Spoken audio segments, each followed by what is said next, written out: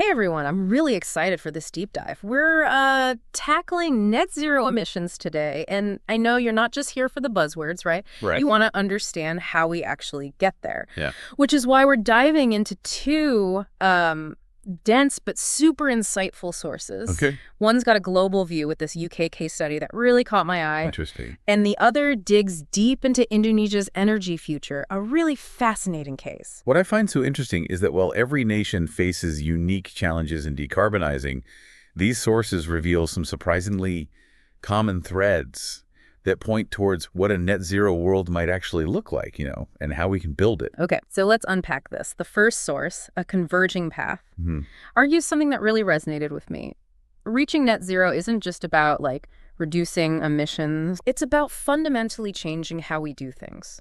They actually draw a direct link between net zero goals and the concept of a circular economy. Right, and that's a crucial distinction. Yeah. A circular economy moves away from the traditional linear model of take, make, dispose. Right. Instead, it's about designing products and systems that minimize waste, maximizing resource reuse and recycling. Okay.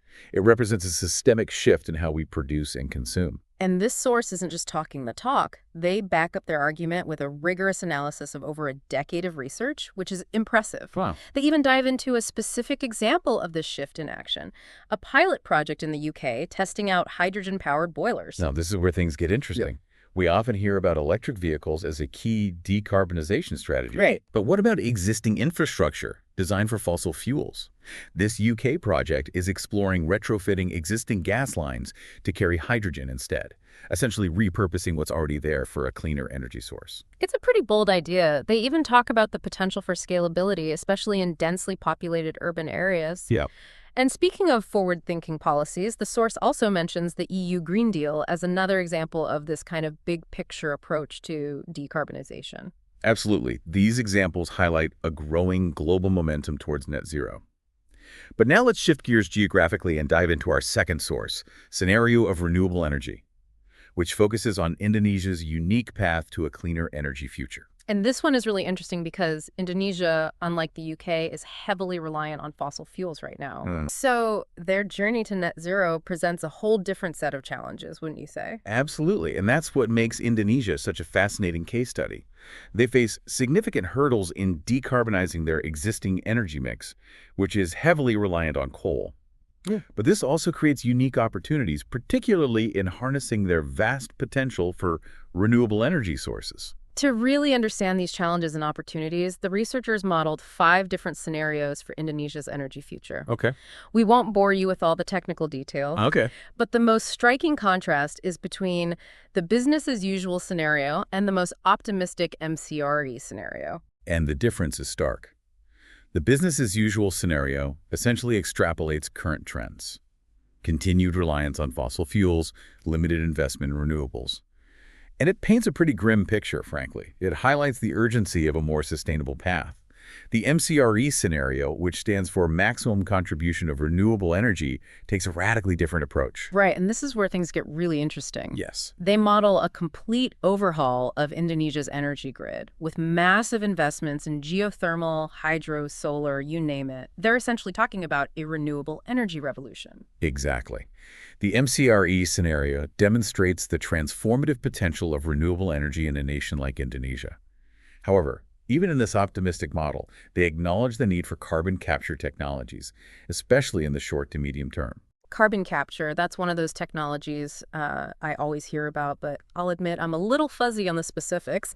Right. Thankfully, our Indonesian researchers seem to be way ahead of me. They dedicate a whole section to analyzing different carbon capture strategies and how effective they could be in Indonesia's context. Yes, and this section of the research is incredibly valuable because it moves beyond the hype and digs into the practicalities. They've actually quantified the potential emissions reductions from various carbon capture methods, which allows for a more realistic assessment of their impact. Exactly, and they don't just look at the big picture. Right. They even break down the impact of individual choices, like switching to electric vehicles versus electric stoves, which I thought was super interesting. That's one of the things that surprised me as well. Intuitively, you might think switching to an electric stove would have a bigger impact. Yeah.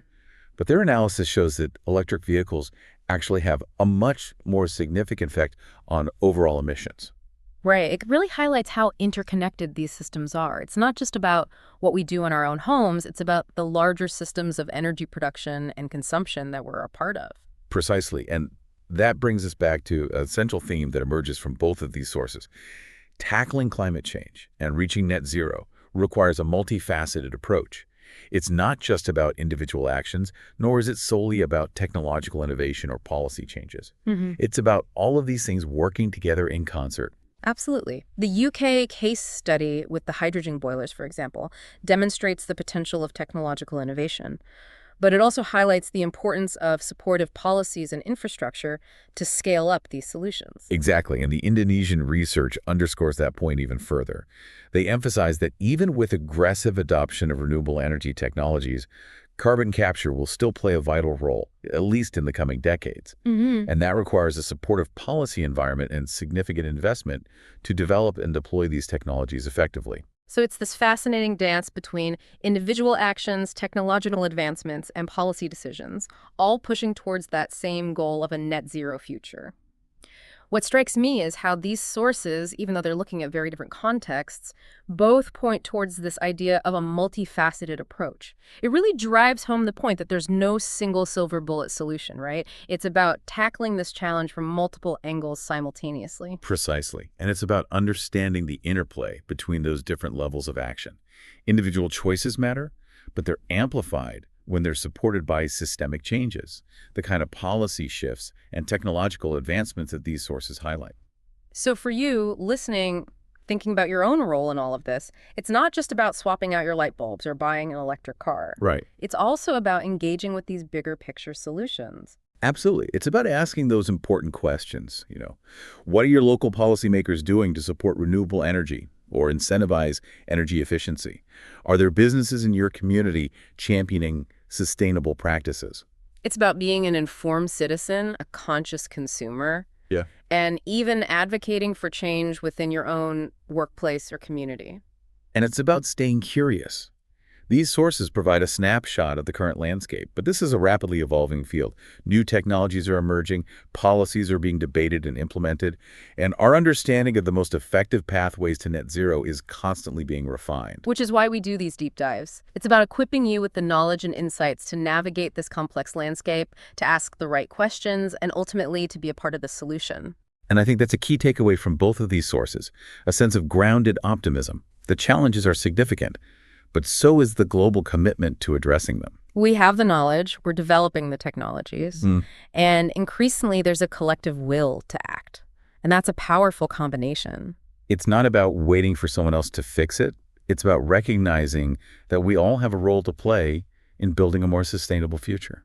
And on that note, we'll leave you with a final thought to ponder. What aspect of this net zero puzzle are you most drawn to? What actions, big or small, resonate most strongly with you? Keep exploring, keep questioning, and keep diving deep. We'll be back next time with another deep dive into a new set of sources and another fascinating conversation. Until then, stay curious.